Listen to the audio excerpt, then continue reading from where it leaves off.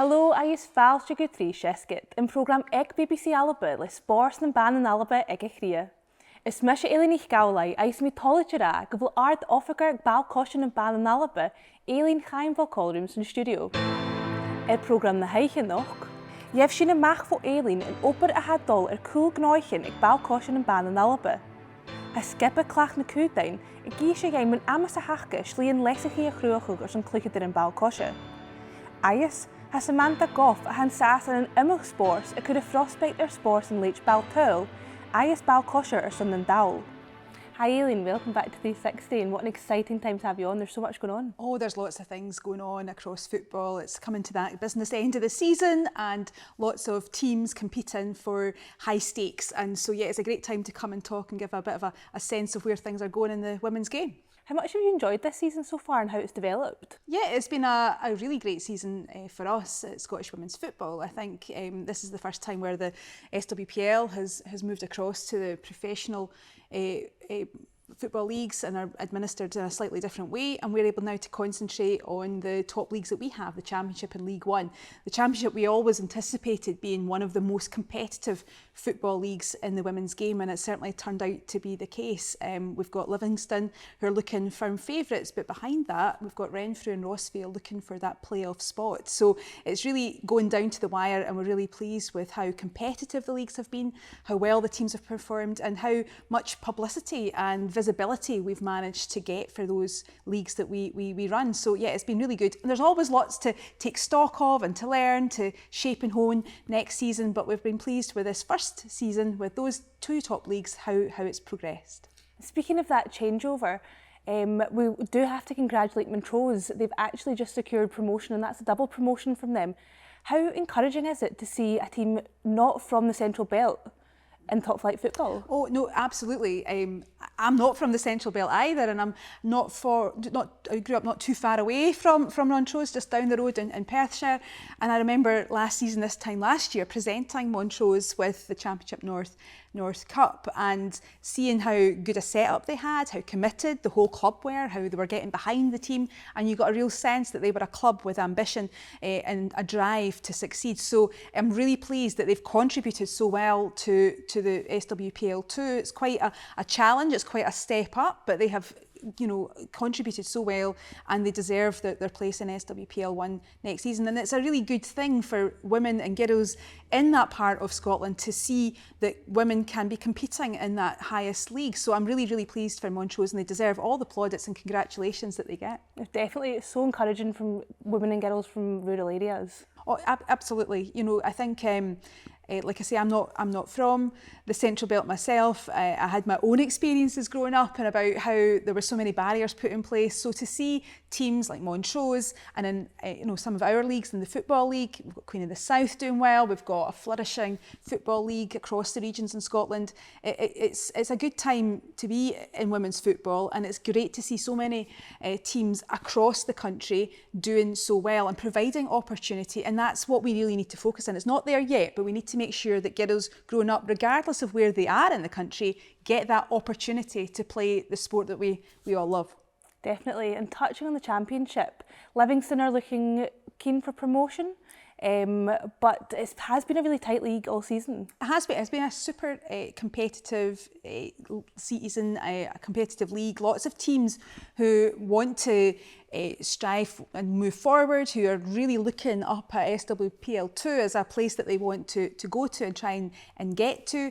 And Livingston certainly have been had a really strong season. They've not quite there yet, but certainly I think look quite likely to be firm favourites. And beneath that though, Renfrew and Rossvale both competing well and pushing it right to the last few games of the season. So those two teams, either or, Renfrew or Rossvale, potentially in with a chance of the playoff and getting a place in SWPL2, but they've still got a couple of games to go. But certainly we're really pleased that it has been so competitive, that there has been really tight games, there's been some surprises along the way, and of course in League One we've got FC Edinburgh, who have been so dominant throughout the whole season, who have really exerted that strength across that league and have had much plaudits for what they've achieved as well. So next season an expanded championship, and hopefully again another competitive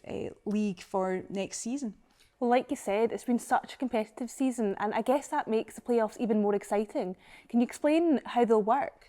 So for the playoffs between SWPL 2 and the Championship, it'll be the second bottom team from SWPL 2 will play the second top team from the Championship, and of course there is the playoffs between PL 1 and 2 as well, and it's been recently announced that those will be hosted at Broadwood and will be really tight games, I'm sure, with lots to play for, and we're really pleased that we continue to work with our colleagues in the SPFL who are administering those two top leagues to make sure that that complete pyramid is maintained, and that we can work together for the betterment of the women's game. So even though it's at the tail end of the season, there is lots of excitement and lots of things to play for and lots at stake. So we'll be looking forward to watching those games at Broadwood. Yeah, it's really shaping up to be another exciting end of the season as always. Oh, absolutely. And at the other end, we've changed the football league. So those are the regional leagues that we have. They're going through a short transition season, and they will kickstart and align themselves with a traditional season in August as well. And those regional leagues are really flourishing as well. Lots more teams, lots more opportunity, and lots of teams competing very strongly for an opportunity to emerge into that football pyramid. Well, we wish all those teams the best of luck. Thank you. Eilidh NicAmhlaidh is an Eilidh in Nisiad Chassan. Huil sin na Clachnacuddin a ha dótar achrichin ar an téis na úd. Ha planighin na chlab slíon leisachí a chruachug a bheit corm an oigri Ball-Coise a Chlach.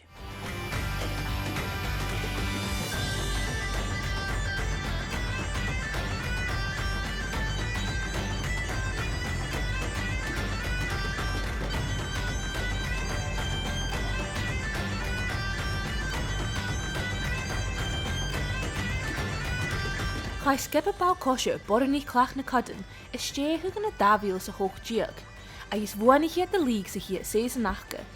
But Norsin ha chlub ar corm yn y hor siachat ja Chlanian von Sgide a har son a iomadh Chlach.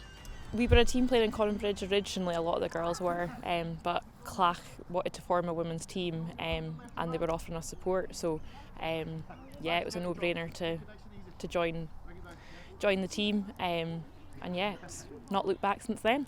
We'd kind of just gelled together, and yeah, it was a buzz, to be honest with you. It was good to win the league, and obviously then we came second, was it last year, so in the runners up, and then we got into the cup final actually as well, not last year but the year before, which was a buzz too, but we just unluckily got beat by Sutherland. But yeah, and the thing is, the players here now are all new players, because as I said, a lot of players have left and we've got a new manager, but we're all gelling together, so it's good, and we've got quite a few young players as well, and hopefully we'll get more young players in and just keep developing. I quite liked having a local team, means I didn't have to, because being from Àrd-Oifigear, it's quite a travel even to Inverness, 20 minutes, and there was a lot of potential. From what we heard, they offered to take us on, and being a fresh new team, that just sparked my interest.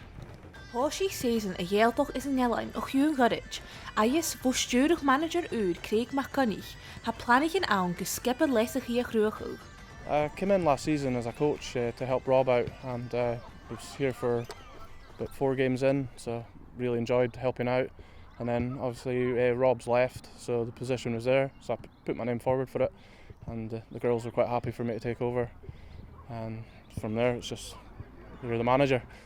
We're going to get this season up and running, and then hopefully we are going to look to having a development pathway, just getting coaches in and getting places to train, getting interest as well. So obviously the younger female game in Inverness isn't the best at the moment because there's been no clubs and that, but we're looking definitely to get ones involved and build from there, and obviously have the pathway into the first team. We need a development, so we probably need a development team, and then move to go into the Chlach ladies team. So yeah, it's very important to have maybe up to 14, 15, because it's 15 they can play depending on, I think, when they're born.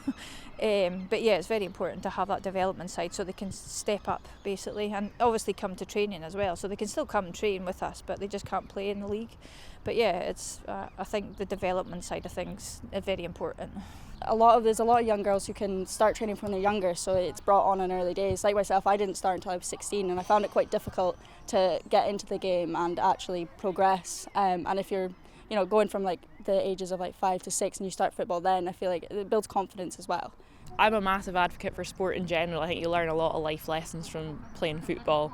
And for me personally, it's good just to have an opportunity to switch off from work and everything else. Like a lot of the girls have family and stuff, so it's a chance to switch off from all the other responsibilities, and you can just focus on football when you're playing football. So it's good that way too. And there's a few old codgers on the side now, so we'll be getting the heave-ho soon. So we need the fresh legs in to replace us. So yeah, very important. Leis an téasan díreach ar táiseach, han skippe a neisefein jeisiil a sé coig mías an é. Haiad gotá mar hád móchail go bhfuil íre an líg a fein na sead. I think they were nervous at first with our first game, but against Caithness, but they did well. They drew 1-1, so Caithness is quite a difficult team, given the fact that there's a majority of new players here. So gelling together and having a draw the first game was really good, and then I think there was a close game against Bucky. I think it was 2-2 with 10 minutes to go, and just so happened Bucky scored 2 goals, which is football as they say. But yeah, they seemed all happy. There was no arguing or anything, and they played their hearts out, so that's all we can ask for, isn't it? I feel like we just had to kind of settle into the game a bit more. We were a bit rusty at the start, but once we got into the game, because we've got a lot of new faces, so it is different having half a different team than last season, so it's getting that connection with all the other players, and I think after a bit we kind of got into it and it felt a lot more comfortable. I feel like when we first started, a lot of the teams were a lot of girls that didn't actually play football. Like there was games winning like 20-0, 8-0, 10-0, all these higher numbers, and now that the years have progressed, it's closer games like 1-1, 2-1, and I feel like that's pushed us harder to try and be a better team and win. At least we've got points on the board, and I think both games we've felt on a different day it could have been a different result. Everyone's always got other commitments, so both games there's been a few important players missing, but then that's given an opportunity for other girls to step up. So I think it's a promising start, and we can build on it as the season goes on. There's been a lot of change in the team from last season to this season, so there's new girls coming in, there's old girls that have come back to join, so yeah, it's looking good that there's a fair mix. So yeah, we'll just have to see what we can do and build on the results that we've had so far. Started off a bit rusty, people unsure of their positioning, but they bedded in and they've done really well, and then showed the fight, they showed the desire, and they've played really good football again, and it's just looking forward to the next game, build on it then. The more girls involved the better. It's only going to improve the quality of the teams in the league, improve Highland football.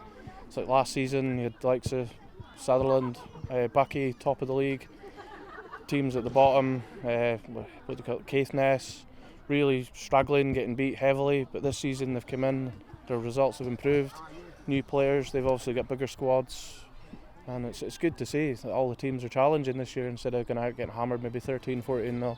Games are a lot closer, so it's definitely on the up. Ha Clachnacuddin I cíalthú táithín na Cluideachd. Aias háirtar son barrachd sarfachas in na Cùdainn. Aias son dúine a bhrosnachil Cluideachd an Ball-Coise talentach a ha furach sa ghealbach a bhuachach. Just being here, even like when I do decide to retire, as they say, I'll still be on the background, I think, to help and support and hopefully develop the younger ones on in the future on, and hopefully we can get like a development team, and then I maybe take on that role. I don't know, I'll see how things go and go with the coaching side of things, and but yeah, I'm not done yet. Maybe got another year in me yet. I mean, we've won the league before, we've not won the cup, so there's always goals, and really it's year on year we're wanting to do that. And obviously the Scottish Cup, we kind of want the rest of Scotland to take notice that there's still football going up in the Highlands as well, so that we can be competing at that level as well. It's not just serious, it's fun as well. You know, it's not just we're here for a game, it's a hobby, you know, it's quite nice to just have the other girls, and you know, we want to try and get that title. I think we could go far. We've got a lot of young faces now as well, comparing to the last few years. A lot of young girls, about 16, 17, and even then they're starting out football, and it's quite nice to see them, you know, get their confidence and join in, and I think we can actually go really far and make our progress up there. Aileen, another ambitious club looking to start a player pathway. How important is it to have that pathway for younger players to look up to? Oh, it's really critical, and it's really lovely to hear the story about Clachnacuddin and their plans for the future. It's important, that pathway, for a number of reasons. Like you say, it gives those younger girls that are entering in football for the first time somewhere to look up to and aspire to, and they can see the women who are continuing to play and be role models, really positive role models for them. Another reason why it's really critical is it gives that club a real sense of resilience and stability. You know, they've got players coming through, they've got a big number of girls involved in the club, and it gives that sense of stability, longevity and resilience that I think is so critical. I think sometimes there is that tendency for us to really celebrate the emergence of a new club, but what we really need is strong, resilient clubs as well, and it takes a lot of hard work. So for that club to be demonstrating such strength, such success and such vision for the future is real testament to the volunteers who are putting so much work and effort in behind the scenes. So yeah, really strong, positive messages coming from Clachnacuddin. Definitely, and the girls touched on it. A lot of them hadn't started until much later in life, 16, some of them were saying. You just don't really hear about that in the men's game. Yeah, I think that's something that's we have to accommodate, is that some girls might have not had the chance to play football when they were really young, but really love it and they want to be part of it, and so they start a wee bit later. And so that support that is clearly there at Clachnacuddin to support new girls coming into the team that want to develop, that need support and need to be nurtured and their talents honed is really critical, alongside those girls that are coming in really super young, are really eager and keen, and hopefully will transfer those skills right the way through their pathway. So it's lovely to hear how much Clachnacuddin are doing to accommodate all girls and all women who are interested in participating in football, and the strength of the club, the support that they've had from the club and the ambition that they have, and to be doing so in a part of the country that is emerging as a real football force, I think, with the Highlands and Islands League. Definitely, and grassroots clubs are where all our future stars begin, and it's actually where your work has been recognised recently. Can you tell us a wee bit about your nomination for the Women's Football Awards? Yeah, it was a nice surprise. It was a surprise nonetheless, and we're really pleased that. So it's lovely for me to have that nomination, but I view that very much as a tribute to SWF in its broadest and fullest sense. So our small team that work from Hampden, who are running so many leagues and competitions, over 70 competitions, and also all the volunteers, the teams, the players that make up those leagues across our members. So I think I view it as something that is lovely to have been nominated, but I view it very much about the work and the hard work and endeavour and drive that's seen across our staff team, our board, and across all the volunteers that take part in making the teams happen and providing so many happy memories for girls and women across the country. So it's lovely to have that recognition in a UK sense as well, because it shows that there is strength and growth in the women's game here. We've had so much focus on the Lionesses, which has been brilliant. It has really catapulted interest in women's football in particular, and what incredible role models. But it's lovely as well to remind ourselves that there's a good strength and a growing game here in Scotland as well, and we can look to build on the platform that the Lionesses set out when they won the tournament last season. Definitely, and just how important is it to continue to recognise women in sport, particularly in Scotland? It's critical. It's so critical for so many reasons. So the footage there from Clachnacuddin, I think there was one comment there about how many transferable skills you get from playing in a team sport, and I know that employers do look for people, if they're looking for applicants, people who are applying for jobs, if they see them have got a sporting background, that really goes in their favour. So it's a really good thing in that sense. It's good for women's health and well-being. It's a good thing for the emerging knowledge that we've got around women in sport, around menopause, women's health issues. Playing sport is really critical for long-term health.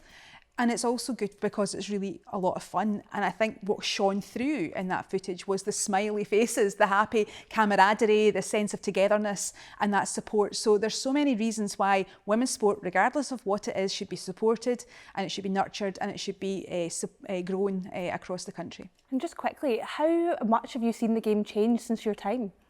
So I think So I will be coming up the tail end of the summer, start of autumn, 2 years in this post, and in that short space of time, it has grown. The level of professionalism has grown exponentially. The level of interest, the visibility has increased, but also we're even just hearing from the footage from Clachnacuddin, the quality of other teams is developing all the time, making games tighter, competitive, thrilling to watch, and so that's really positive as well, because it needs all of that to make sure it's a flourishing sport that can continue to get the visibility, can continue to get the investment, and can continue to attract participants, whatever age and stage they may be at.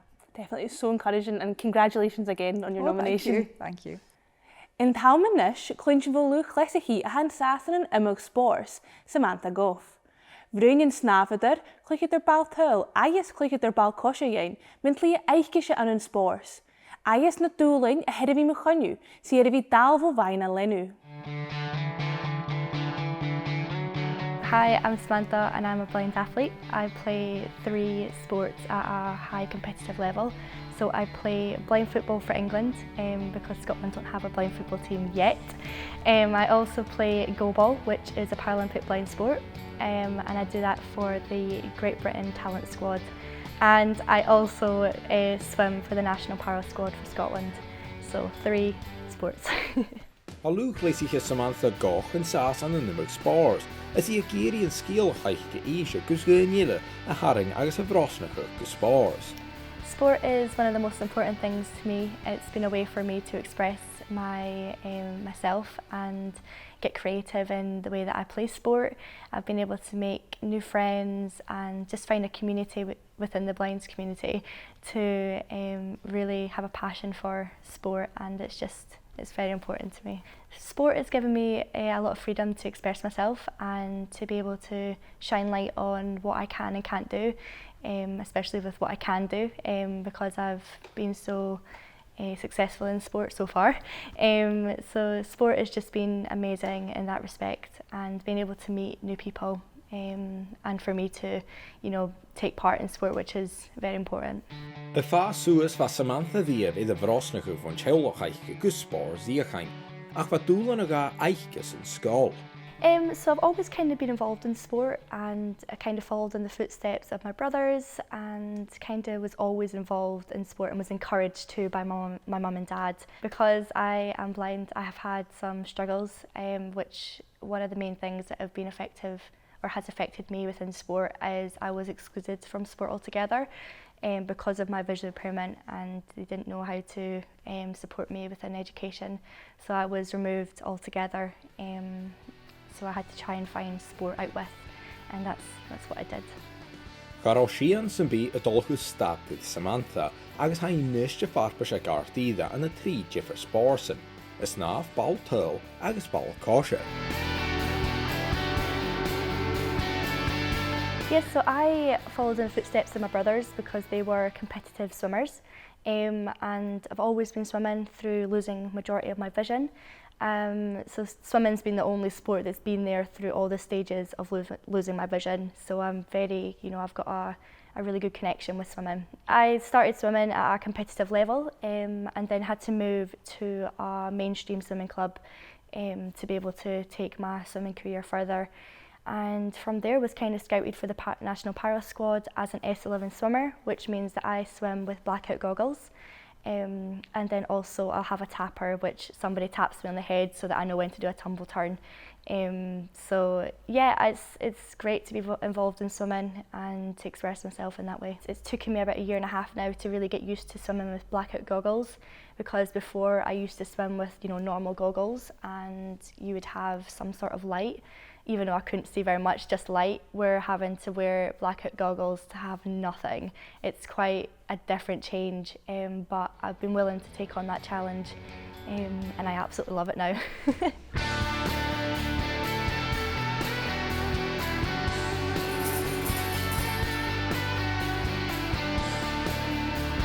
Goalball is for the blind. It's a Paralympic blind sport, which means that everybody that plays goalball has to wear blackout eye shades, and we play with a big blue ball that we roll back and forward, and we have to defend it with our whole body. And I started playing goalball in 2019, after I went to a taster session with Scottish Disability Sport in Dundee, and from there was scouted, and my journey just kind of happened and blossomed from there.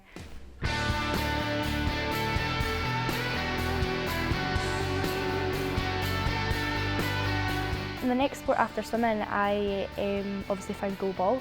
Then the next year I went down to a taster session at the Royal National College for the Blind in Hereford, and again was kind of brought to the side, told let's try some football, and was scouted from there, and was pretty much, you know, was given the idea that there was going to be a blind female squad for football.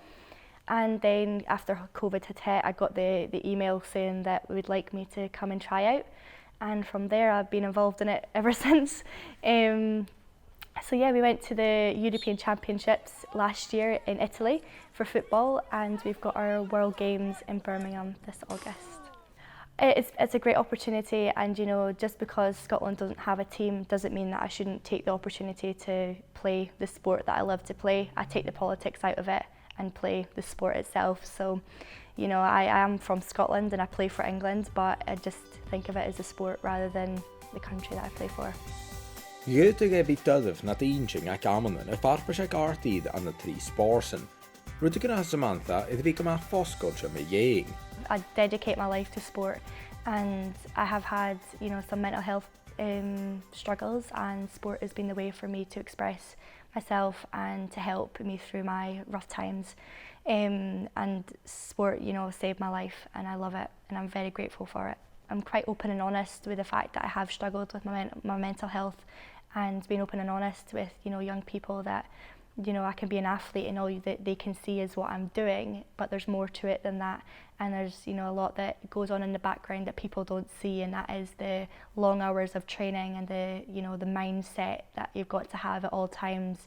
A lot of pressure that can go on to you as well, but I'm very open and honest, and you know, that's why I'm talking about it, so that you know, young people know that, you know, we are here to help and you can take part in sport. Has Samantha dainnean sa bheachgaich go bhfuil spórs is an Thuladinge, agus ha ag gopad cónladí spórs céirman Alba gus an teachcrach sin íse. At I héin a gamas son fine gonna Paralympics. My goal is to be in the Paralympics one day, whether that be in 1, 2 or 3 sports. I would like to, you know, be able to do more European Championships, and just to be involved in sport as long as I can, and inspire young people. Definitely is something that I want to take on, you know, educating young people with disabilities and visual impairments.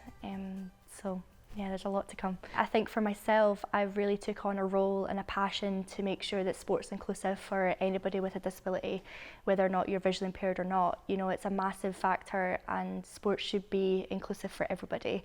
And from the experiences that I've had, it's given me the drive to make change and be the advocator, which isn't an easy job. It comes with its hard challenges, but I'm willing to take on the challenge because I have a passion for it. There's definitely some rewards that come from it, whether that be, you know, the young people that I work with while I'm teaching sport. You know, they turn around to me and say, you know, can I actually take part in sport? And being able to be that inspiration for them to say, actually, yes, you can, with or without a disability. Has Samantha is tíneadúirt go mór an na núine Cuideachd, agus atá ha dúling iad a bhí ann, chanárich sían. I think I would go back and tell myself that I could do it, and to believe in myself. You know, I did struggle a lot with the mindset and, you know, with being excluded from sport, but if somebody could have told me, you know, this is where you're going to be, I would never have believed them. But I'm just very grateful to be where I am. But for some advice for anybody out there that wants to take part in sport, you can do it with or without a disability. It's just finding the sport right for you. What an inspirational young woman. Oh my goodness, incredible. To have overcome so many challenges in life and to pursue sport to help overcome some of those, but not just at any old level, but to be attaining all those dizzy heights in every single sport she takes part in is absolutely incredible to hear, and what an inspiration, and just shows just how important the power of sport is to help overcome hurdles and challenges in life. I don't think she quite understands the impact she's having on people. Oh no, definitely. I think she's clearly very strong, got a real strength of character, has never let her visual impairment stand in her way, and has pursued, like I say, 3 sports to high levels is incredible. And so any young person that she's speaking to who may be feeling self-doubt will be able to look up to her and see that nothing can stand in your way, and that you don't have to be competing at high levels. The beauty of sport is that if you find your place and your niche, you can enjoy it and get a lot from it. And she's an incredible role model for anybody to listen to and to hear what she's achieved. Oh, definitely, and we say it all the time in the show, sport can be such a great leveller. And accessibility is so important, isn't it? Yes, absolutely, and it's incredible to hear about goalball as well, which is a specially adapted sport to help support activity, I suppose, for people with visual impairment, but to also hear how she's had to find a role and get into football is something that I can take a lesson from, and to hear and to work with others across football about how those opportunities can be much more prevalent in Scotland. And but she's to be congratulated for all that she's achieved, and also the fact that she has found the time not only just to participate, but to try and inspire and encourage others as well. She clearly feels very driven and motivated to do that, so that young people don't have to feel excluded in the way that she described, which is so hard to hear about sport, something so important to everybody's physical well-being and mental well-being, to have been taken away from her and to have not been included is tough to listen to, but she has shown that strength of courage and character to overcome that. She's been very, very open about her mental health and just how important it is to talk to people. How much can sport help?